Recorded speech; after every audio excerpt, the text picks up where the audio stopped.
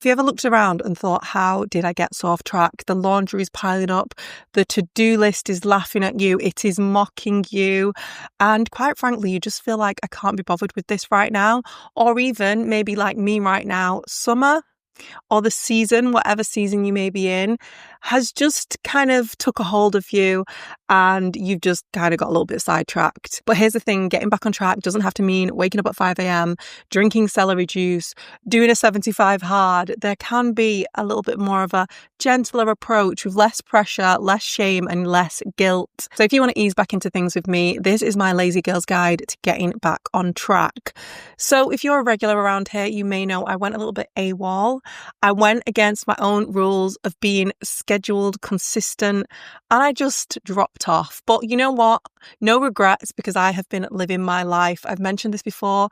June was my birthday month and I tend to have the most fun during my birthday month, and this year was no exception. I've been having a great time, not gonna lie. And then work got busy, which I'm super grateful for. So I had jobs that I had to prioritize, plus I had lots of social plans in the calendar. So all excuses aside, for me, I really did drop off with my podcast. Honestly, the summer has me feeling so lazy. Like even right now, I'm not gonna lie, I'm sweating.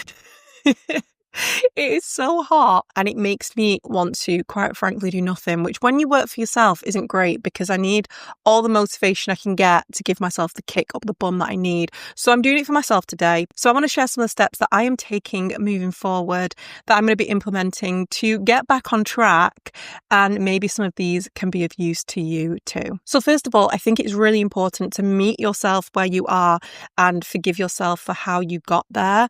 And this can apply to so many different areas, whether it's the fact that you've fallen off with a fitness journey, whether it's promises that you've made to yourself or certain goals that you were aiming towards. Life isn't this just like perfect linear trajectory. I say this all the time. You are going to experience ups and downs. One of the big things that I really believe in is that life goes in seasons. And as much as we can plan and aim for certain schedules, certain time frames, it doesn't always go to plan. And like for me right now in this example, it's not even that anything bad has happened. I am just in my summer season. I am a summer baby.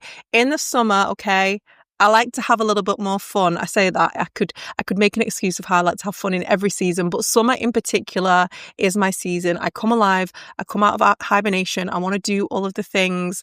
The weather will be weathering. You know, I want to go out to play. And usually my social calendar is a little bit busier. So the usual things I might have in place and scheduled, like things such as my fitness, like certain personal projects, like this podcast, for example, it can sometimes be a little bit trickier to keep on schedule and keep on track. But I allow myself that grace, because I know some seasons are for getting your head down and sowing seeds, and some seasons are for harvesting some of those seeds, and other seasons are for kind of like letting your crop do its thing and just, you know, taking a time out. And I do think it's important to allow yourself a break when you do need it. Obviously, it's better when you can make it scheduled. I've talked about before planning in advance, but sometimes things don't always go to plan and life doesn't always work that way. And so with all of that, forgive yourself. If you had some sort of plan or timeline that you were aiming towards, and for whatever reason you haven't been able to stick to it, or you've fallen off a little bit, you need to be able to forgive yourself in order to move forward. There's no point in getting hung up on shoulda, woulda, couldas. The past can't be changed.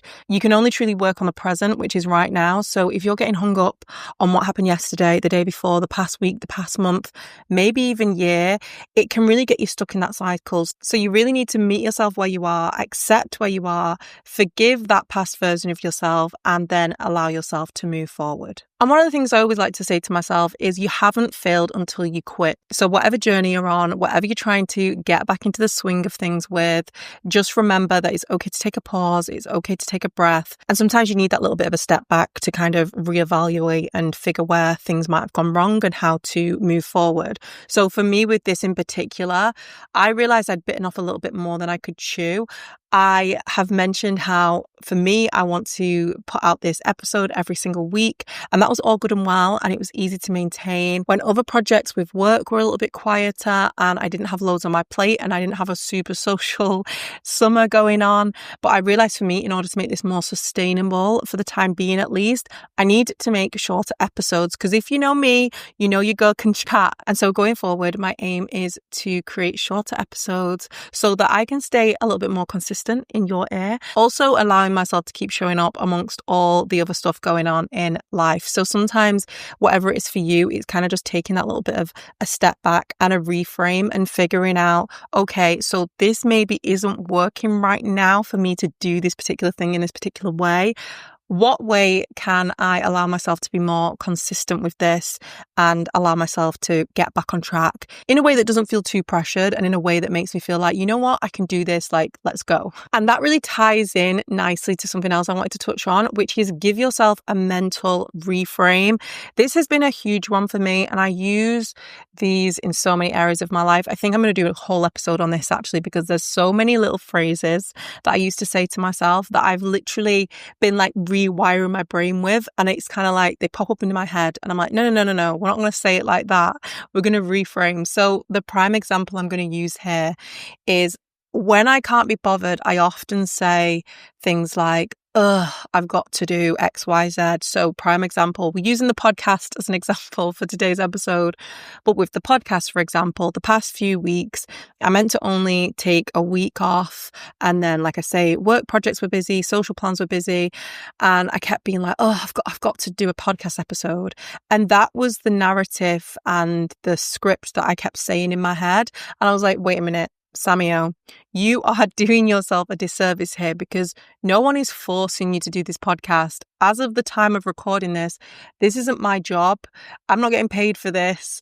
I am choosing to do this. And therefore, why am I acting like it's some sort of chore? Because ultimately, I'm doing it because I enjoy it and I want to put it out there.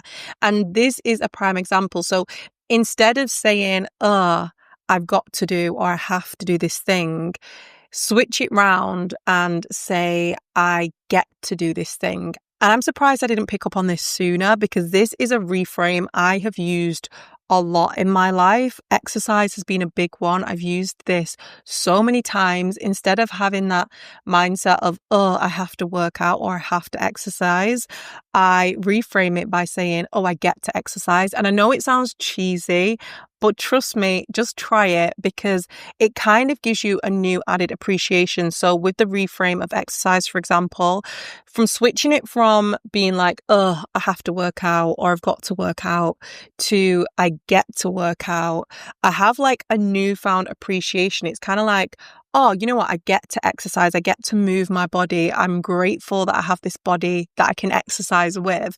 And I know how cheesy it sounds. Honestly, I do. But it actually really, really works. And it turns something that kind of feels emotionally quite negative into more of a positive feeling. And then your brain is always looking for evidence of why something is a good idea. Like, talking about Lazy Girl Guide, if your brain is feeling lazy, the last thing it's going to want to do is feel forced to do something. So if you're kind of trying to trick your brain, this is a great one, because you're kind of saying to your brain, this is something that we get to do. This is fun. This is good. And obviously it's going to be easier with some things over others. But where there's a choice involved, I think it really is a powerful shift from obligation to gratitude. So highly recommend on giving that one a go. Now, my biggest problem is I can be overly ambitious and easily overwhelmed. So I want to do all the things.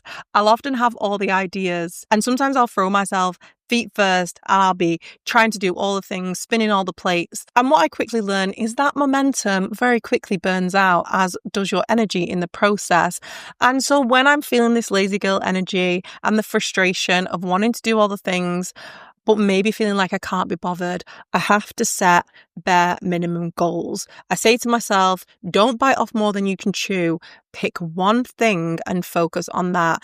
And I know this is easier said than done, but giving myself that kind of like bare minimum thing each day, like that one task, that one habit, for the time being, I always say to myself, the bigger picture, all the other things, you can go to them eventually. But for now, we're in our lazy girl season. We're going to take things slow, one thing at a time. I'll focus on one habit or one daily goal, ritual, whatever you want to call it, per day. And sometimes this doesn't even actually have to be associated to your overall or bigger goal. For me, it's about getting myself to strengthen that belief in myself again and to get that momentum going. So just doing anything will work, to be honest with you. For me personally, I always like to focus on fitness and movement because it's the way I can kind of use the least brain energy, which I find when I'm exhausted or overwhelmed or just got a lot going on, I find it more exhausting to use my brain, but I can just kind of like do an action and tick it off without having to think so much. But it might be different for you, but for me, I find that the easiest way. And when I say this, it doesn't mean that I'm saying, okay, every day I'm going to do a big workout. Sometimes it can be simple as today I'm going for a walk, which I have a dog, so that's pretty easy to stick to because he needs his daily walks. But having that bare minimum goal, that habit that you stick to every day to just get yourself into the momentum of doing something is really training your brain in that level of self-belief and self-trust, which is really important because you're showing up to that thing that you say you're going to do. Like I say, it could be very different for you. It could be, I'm going to cook myself a meal every day instead of getting takeaway, or it could be, I don't know, I'm going to do a task for my business each day. Whatever it may be, it's going to be very personal to you. And like I say, it doesn't necessarily have to relate to the bigger goal. Like for me, I'd fallen off with my podcast, but I was like, you know what? Right now, there's so much going on, but let me just focus on staying consistent with my fitness and exercise. And that sort of got me into the momentum, and it actually gave me energy to make me think, okay, right, I'm ready to sit down. Like I want to record now. I can add another habit on. But I started small. I started with that one thing per day, built up that trust again, and here we are. So yeah, don't underestimate the power of bare minimum goals. And you might be thinking, okay, right now I'm feeling so lazy that even the bare minimum goal feels like too much. And this is where I would say, focus on the 10-minute rule. So the 10-minute rule, I don't know if this is a universal thing, but this is something that I decided to call it and that I started doing over the pandemic when I wanted to get back into exercise, and let's just call it movement, actually, to be really broad, because that's essentially what it was. I gave myself the task of just moving my body for 10 minutes each day. And I will have spoken about this before because honestly, this simple thing has been so powerful, and it's something I still use to this day in so many different areas. But I started this with movement because I got so stagnant. You know, a lot of us around the pandemic, we were barely walking, barely going out. And so I knew I needed to move my body. I was feeling stagnant. I was feeling lazy, like I couldn't be bothered. But I was like, you know what? Just 10 minutes, because we all know like 10 minutes isn't that long, right? But when you start something, oftentimes you get into the flow, you get into the momentum, and more times than not, it's easier to carry on than it is to stop. And so this can be applied to so many areas, whether it's sitting down to work on a project or going to the gym or tidying up. Usually you get into the momentum and get into the flow by taking that action and by saying to yourself, just 10 minutes. Again, it's a little bit of a mind trick because it's like coaxing a small child or a toddler. It's like, come on, just 10 minutes, but you're doing it to yourself. And like I say, more times than not, you will get into the flow with that thing and you will want to do it for longer because you've already done the hardest part, which is most of the time starting. And you know what? If you don't want to carry on, you can stop, and at least you've done them 10 minutes, and at least you've done your daily habit and you've built that trust of yourself. And then over time, you are more likely to increase that output. So start with the bare minimum, and you'll find that the motivation actually comes when you start taking that action. And I think it's so important to celebrate the small wins and not only focus on the big ones or the big milestones, because whatever your journey you're on, it's going to be those little milestones along the way, and celebrating those that are really going to get you closer to where you want to be and move you along on your journey. I recently just got a Garmin. Yes, I've spoke about this before. I was like, do I get a Garmin? Do I not? I got one. I'm now a Garmin girly and I'm so annoying with it. It's like I'm actually obsessed, but it's great. It's helping me on my running journey. I'm loving it. Anyway, more on that probably in a later episode. But the way that has me in a chokehold. And now even going for a walk is celebrated, which I think is great because especially over this summer, like I said, I've been feeling lazy and I've been traveling and I've been out with friends a lot. So I need a little bit more of a little bit more incentive, a little bit more of a praise along the way. So having those little reminders and those little celebrations of activities I've partaken in, be it exercise or otherwise, really help for me personally with that added bit of motivation and to kind of keep on. And even with this now, I'm going to celebrate myself after I have recorded this episode because I've been so excited to get back and chat to you and chat your ear off as I always like to do. And so it doesn't always have to be some huge momentous milestone in order to allow ourselves to celebrate the wins. And actually make a note of what you have done each day, each week, each month, and take time to really reflect and acknowledge what you've done, because oftentimes you could be the only one clapping for yourself and you deserve that clap. Honestly, you really, really do. And I think sometimes we can overlook so many of the things that we have achieved, that we've done, that we've overcome. And so I think taking that time to reflect is really important. One of the social media trends that kind of like people do at the moment that I actually really appreciate and I really enjoy is doing a weekly/monthly photo dump, which a lot of people obviously do on Instagram. And I now find myself doing it as well because oftentimes I don't actually realize how much I've done in any given month until I look back at my camera roll and I kind of curate my little pictures together in a slideshow and I'm like, it's a very like personal thing, these photo dumps, but I like seeing other people's and I like doing them for myself because it's kind of like celebrating the moments. It's not necessarily achievements when it comes to a photo dump, but it's even just appreciating the time I've spent with people, the things that I've done and so on. And obviously that's one way to do it, but even in a personal way, just kind of jotting down at the end of each day, like, actually, I did do these tasks today. And sometimes, like I say, it might be the bare minimum. You might have cleared out a drawer in your room. You might have sent an email that you were dreading to send, or you might have ticked off a certain task, or gone for a walk or gone for your first run or whatever it is. But oftentimes we've actually done a lot more than we give ourselves credit for. And I'm guilty of this, of being like, oh, I've not done anything or I've not done enough. And we can get into kind of like a negative self-talk with it. And that can actually be so demotivating when we're trying to get back into the swing of things or, start something or get back to where we wanted to be before. And it doesn't always have to be this all or nothing. Like I say, it can be small, bite-sized things and giving ourselves that praise along the way and saying, you know what, well done. You got this. It's fine. You're going a little bit slower than you were before. You're moving at a different pace, but it's okay. We're in that season. We're in our lazy girl season. And just acknowledging the things that you are doing is going to help you to move forward. And to conclude, remember that something is better than nothing. I've spoken a lot on this podcast about perfectionism. It's one of the whole reasons I started this podcast in the first place, because your girl is a recovering perfectionist. But, we overcome the perfectionism one day at a time. And I honestly feel so much freer since I stopped putting these certain parameters and, what should we say, putting things in a box of how I felt things needed to look like. For me, particularly related to my creativity, my art, the things I put out into the world, and me kind of like being a little bit more off the cuff and just a bit more free thinking and free talking. As you can tell, I'm a waffler with this podcast, has been very helpful for me, because oftentimes I'd be like, oh no, it needs to be a certain way. It needs to tell a beautiful story in this way. And I'm still into all of that, but sometimes I'm going to just sit here and have a good waffle. Okay. That's what I'm going to do occasionally.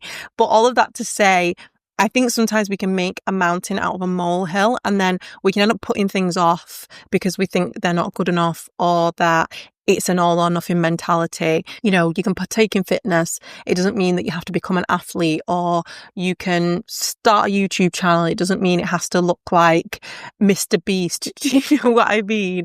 And so I think we need to remind ourselves that something is better than nothing. And I think especially when we've maybe set certain expectations for ourselves in the past, that can be really hard actually, because then we're kind of like, oh, well, I've set this level and I need to stick to this now.